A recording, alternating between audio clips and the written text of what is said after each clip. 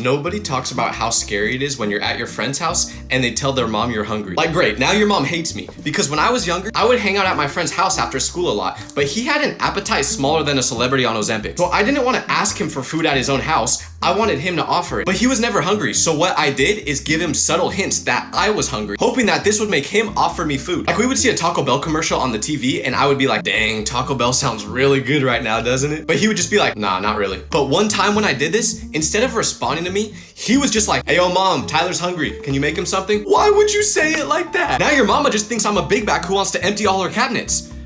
I mean, I am.